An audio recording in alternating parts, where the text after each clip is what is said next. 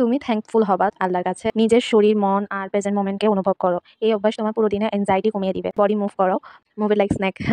আচ্ছা, এখনকার জেনারেশন আমরা সবাই মনে হয় সেলফ সেন্টার্ড হয়ে গিয়েছি, বাট না, আমরা সেলফ সেন্টার্ড না। আমরা অনেক মানুষদেরকে নিয়ে সেন্টার্ড হয়ে গেছি, যার জন্য নিজের উপর ফোকাস দিতে পারি না।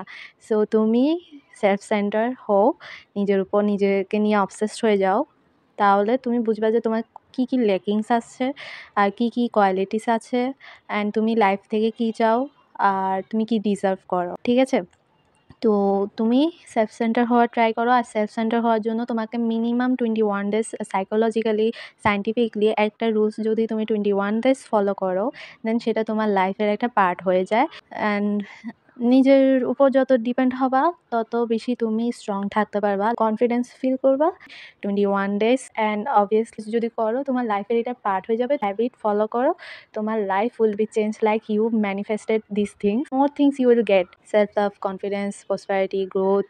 ওকে, যা যা তোমার চাই, তোমাকে চেস করতে হবে না, চেসিং মোডে যেতে হবে না, সব নিজে নিজে অ্যাট্রাক্ট হয়ে তোমার কাছেই ফিরবে। So it's up to you now. Thank you for watching. Tata, bye bye, see you in the next video.